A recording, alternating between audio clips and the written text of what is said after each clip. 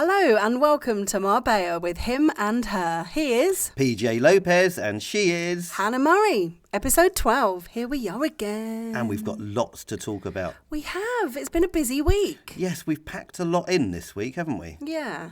So we always record the podcast on a Sunday. We've got into a routine of doing that. And last Sunday evening was when my dad and I went to see First Things First, the play that they put on with the International Theatre Studio that you were doing tech. So official verdict, how did you do? Verdict. How did you do the first time doing tech? Yes, it went very well, I think. The first night I had one slight issue. You looped in, so you recorded the sort of intro, and for some reason you looped in again, and as I was trying to get you stopping looping in, the phone that was ringing, that I was meant to bring down, when she answered it, carried on ringing. Okay, you said that last week. Did I? Yeah. So how have we done this then already? Well, because that happened on Friday and we recorded the podcast on Sunday. So the only thing you haven't mentioned is Sunday night. So I was just asking a kind of general question as the whole thing. I apologise if I'm duplicating myself. It went bloody brilliant. Things got better though. So you messed up on the Friday night, but by Sunday night you had it sorted. Oh, I had it perfectly down to a T. Good stuff. I am now the tech wizard. Brilliant. Well, it went really well. We really enjoyed it when we went to see it. It had a really complicated script. I really felt for the cast because there was a lot of lines to learn and there was a lot of repetitiveness. And when you're repeating certain lines, as an actor, you've got to think, is this the bit where I repeat it or is this the bit where I say something else? And when you repeat lines, you've got to think to yourself, is this the bit that I say something or I say something else? You're just repeating me. I thought you said it's repetitive. Oh, God. I feel like I'm going mad. Yes, anyway, it's really complicated and they did extremely well. It was very funny. Bravo. Funny script, wasn't it? Very funny. Yeah, so that's First Things First. So well done, everyone involved in First Things First with the International Theatre Studio, especially the tech man. He was particularly good, I thought. Yes, I thought he would stand out. We've got a few articles from the Sir in English this week. There's a lot going on and there's a lot coming up. There's some great news that has come out this week to do with the swimming pools and water, because we've been talking about this since we started the podcast 12 weeks ago, and the lack of water because of the severe droughts we've been having in Spain and particularly Andalusia. So they have announced that private and shared pools can officially be filled up from June the 1st. That's amazing because we've got quite a few friends that are in property management. So they look after holiday homes and they help rent out those holiday homes. And they were all getting a bit nervous because obviously it's a big part of somebody's holiday having a pool, you know, whether it's a private villa that they want to swim in or whether it's a communal pool in a complex. If they've got kids, it's really important. Yeah. And they were worried, weren't they? There are going to be lots of cancellations. Yeah, exactly, because most people have already booked for their summer holiday, especially people who come out regularly. They book way in advance. And, yeah, they were really concerned because if people wanted to cancel because they weren't able to swim in the pools, they were thinking, well, we can't give them refunds. You know, you can't get refunds for this. So it was just a huge worry for people. Yeah, it's not on the terms and conditions usually. It's not their fault that the pools can't be filled up. And also, the flight hasn't been cancelled, the accommodation hasn't been cancelled. Everything else is still valid, just that the pool can't be filled up. And although it's a massive part of somebody's holiday, it's not enough to give a refund. So there was a Force real worry. majeure, do they call it? What a fabulous expression. Yes. What was it? I don't know if I can say it again. Force majeure. I've never heard that before. You teach me something every week. It's in insurance policies. It's what they refer to when something that you can't. Yes. Sorry. Okay. You lost me in insurance policy. Sorry. Anyway, it's something that's not predictable. Okay. Act of God or something like that. Brilliant. The Junta's committee approved the move of the swimming pools this week for all of Malaga province. And they've also relaxed the average water use limit on the Western Costa, which is good news because we've had trouble cleaning our teeth after midnight, haven't we? Yeah, we always sort of forget because we watch TV, we relax in bed watching TV before going to sleep. And then suddenly it's like, oh, it's gone midnight. Quick. Oh, bloody hell, there's no water. Yeah. And it's a dribble coming out of the tap. Yeah, and which it's is very annoying. And we keep making that mistake, going, oh no, it's 12:10. So we only have a dribble of water. So if we're going to be able to brush our teeth with ease after midnight, this is good. Yes, it will make our lives so much easier. There was a piece that we also talked about on Good Morning Spain about British residents in Spain who have been urged to apply for their TIE, which is basically a foreigner's ID card. It's a biometric card, so it has your fingerprints, it's got a little chip on it, and your photograph and your address and your NI number. So it's got lots of information on there. And it's supposed to replace the green certificates, the paper certificates that have been around for years. Yeah, so the green certificate is actually still valid as a resident permit, but it's having some issues when you travel. And I've had this a couple of times when I've come in, and I've had a couple of rows at the airport. The official website says you could still travel with this green card, and you should not have your passport stamped because it's an official resident certificate. But that doesn't always get fed back to the people that are working at the airport. I remember one time I was flying out and she said, oh, this isn't a residence permit. I said, yes, it is. And she said, no, it's not. And this is a policewoman. And I said, no, it definitely is. And she said, are you telling me how to do my job? And I said, yes. So she looked at me in the eyes and stamped my passport out of spite. But it doesn't matter so much now, does it? Because people were really afraid of getting their passport stamped for a while. But yeah, it doesn't matter. It's not an issue now, No, really, if you're a resident. Yeah, I mean, if you didn't travel for a couple of years and you had it stamped going out, it might be an issue because it shows that you've left Spain and haven't come back again. Mm. But this new system they're bringing in is called, is it the EES? Yes, entry-exit system, and it's expected to be in place by the autumn. And this is EU-wide. So it's quite draconian, actually, what people that are non-EU residents are going to have to do now. Another gift of Brexit.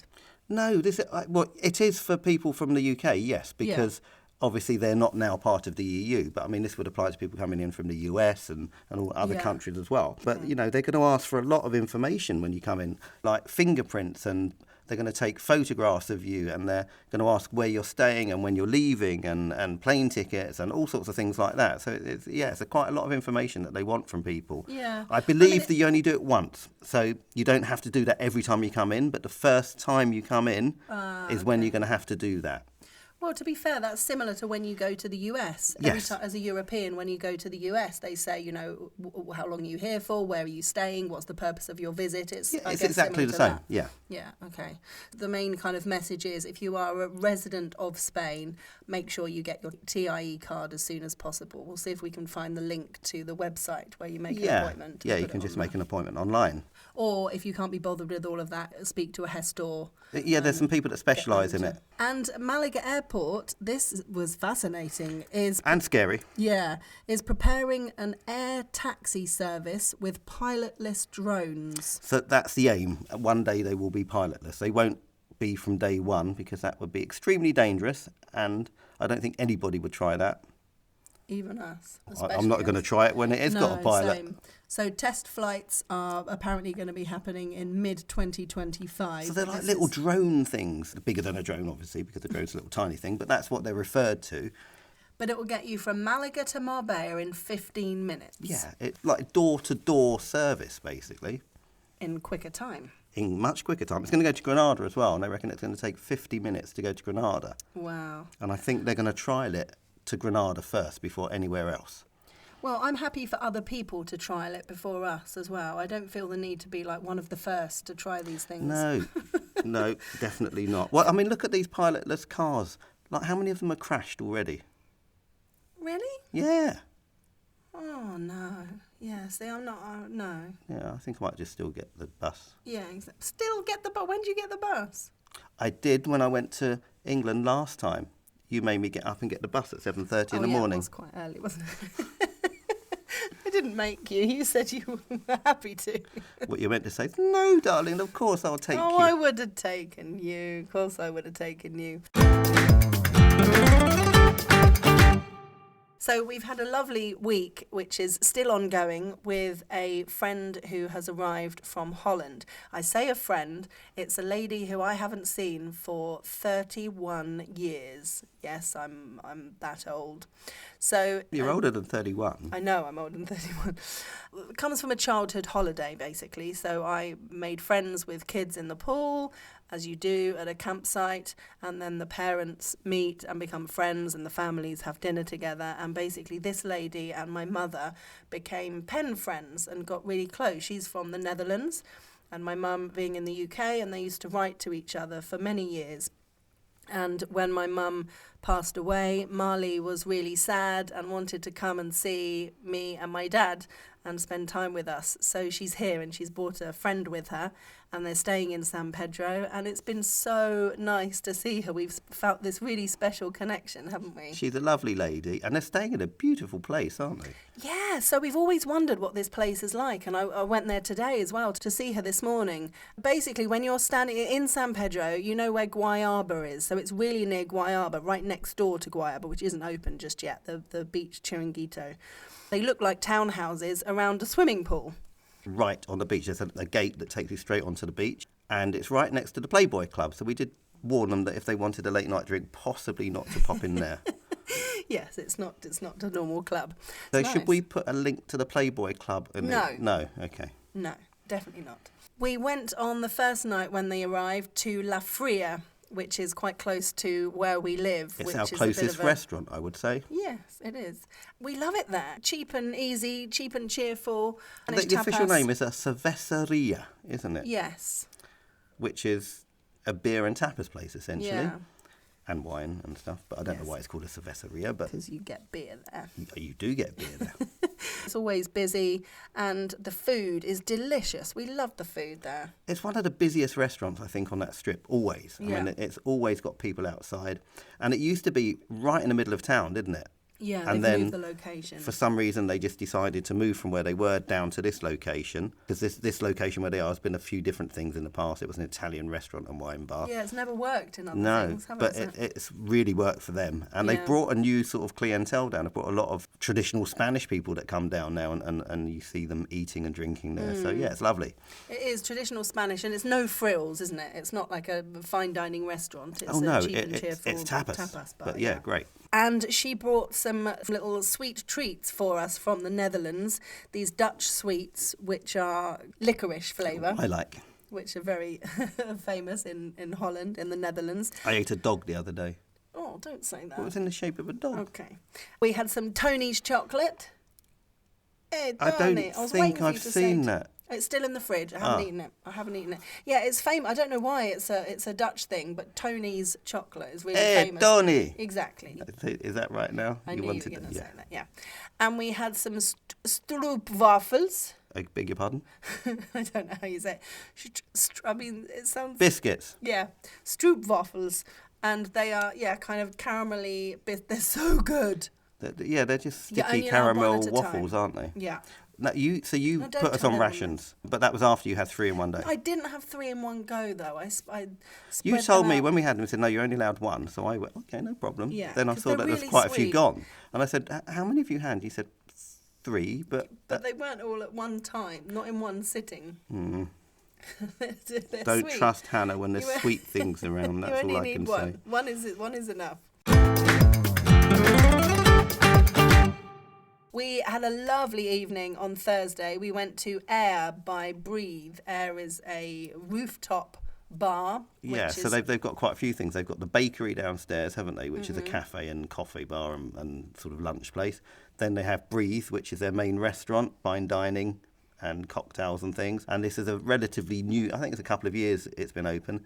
Air is the rooftop bar, Yeah, which we is hadn't been essentially to a Air cocktail before. bar, isn't it? Yeah, and it's really nice. We were there because there was a big party and celebration, the 25th anniversary of Essential magazine. Congratulations, Essential magazine. Yeah, huge congratulations. 25 years of a really successful magazine, churning out amazing content, great photography, interesting articles, and people thought that print media was on its way out and was going to be replaced by everything online, and they've managed to keep going through a pandemic. Well, it's a good coffee through table magazine, isn't it?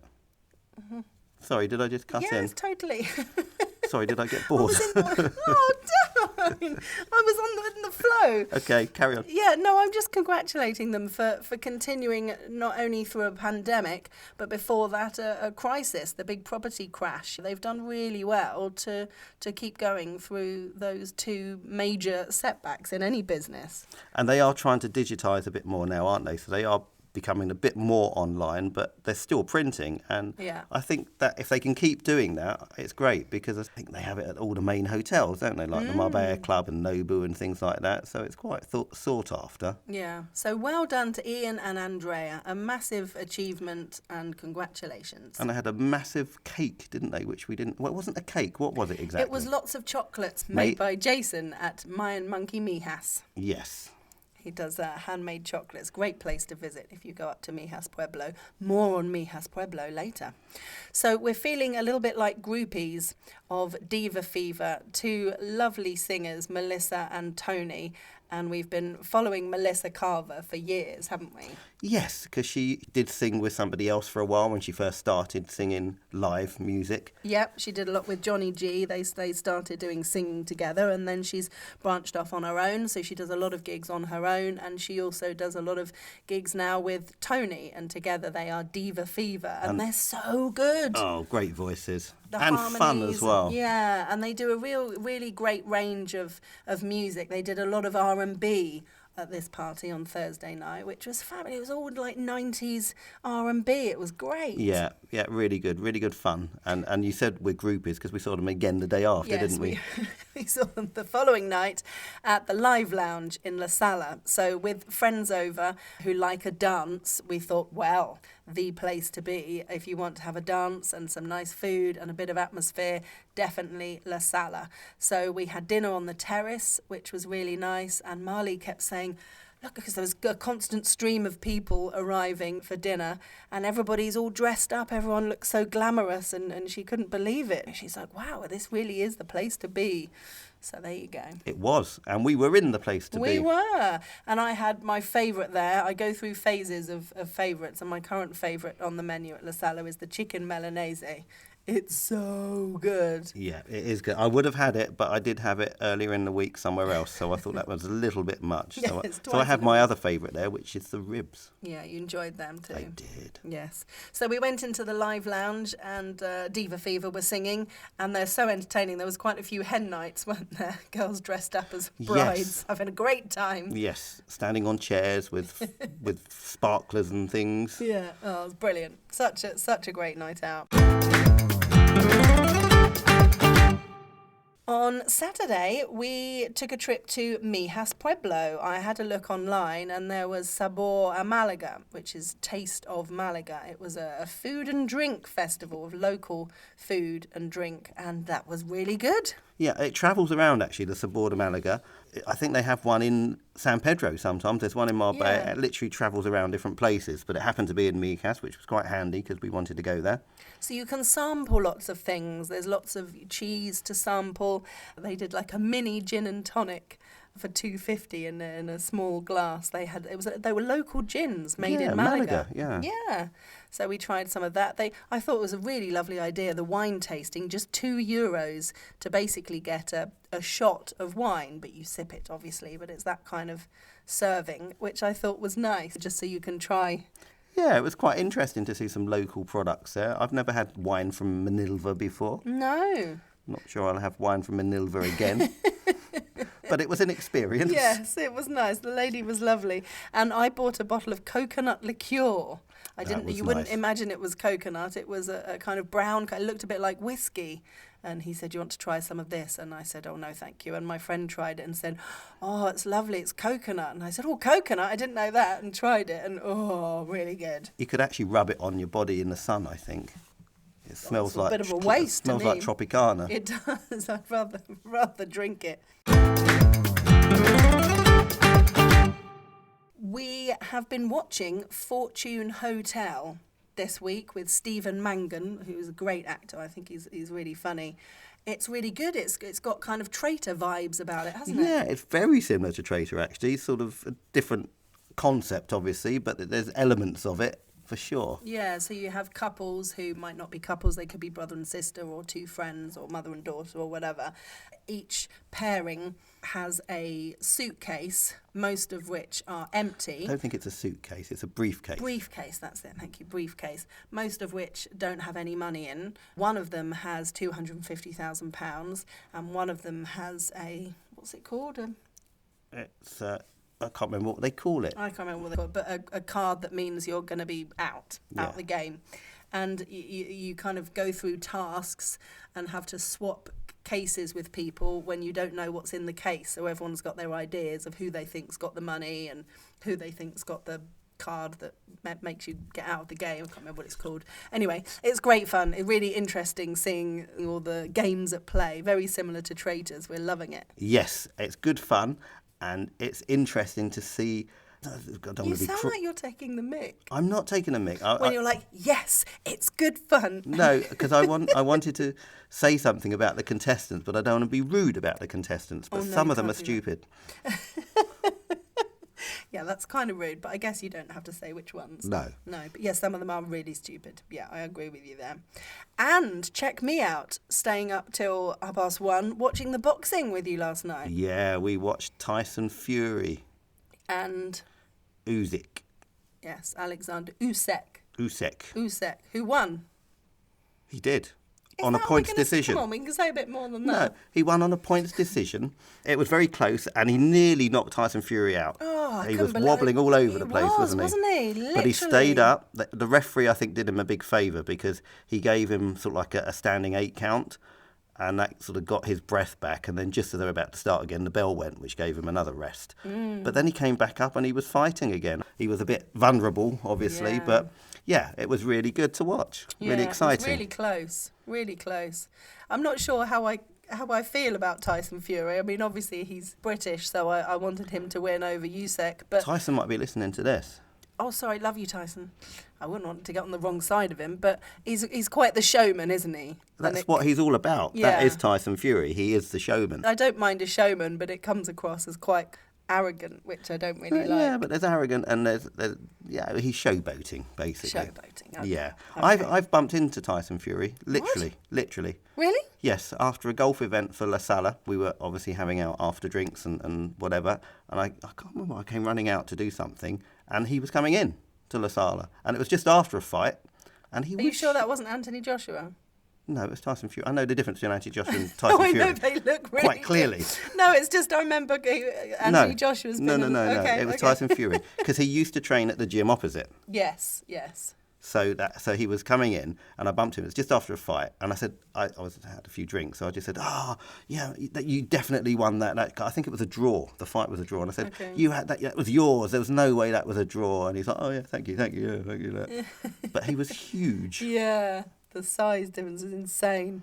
So we're recording this before we go to a picnic. We're having a picnic on, well, not quite San Pedro Beach, on the grass opposite San Pedro with a load of local friends from San Pedro. That most of them come to my quiz. Balls. We're playing balls. Yeah. And we're making food. We've made, what have we done? Chicken wings. Two different types. Yeah, spicy and not so spicy. Yeah, a teriyaki one I did. Yes. And we've made our favourite salad, watermelon, feta, that one. Watermelon, feta, mint. Cucumber. Lime juice. Chilli. And olive oil. And mint. I said mint. Did you? It's the first thing I said. Oh, okay. Listen to me when we're doing these podcasts. Touché. Well, that's it from us. We've done all right again. Yeah, quick, we've got to go to a picnic. We've got to go to a picnic, and it's blooming hot in this tent. I'm going to need another shower. Yes, and it's very off-putting, by the way, because Hannah's sitting there quite naked. I'm not completely naked. We'll leave it there. It's goodbye from him. And it's goodbye from both of hers.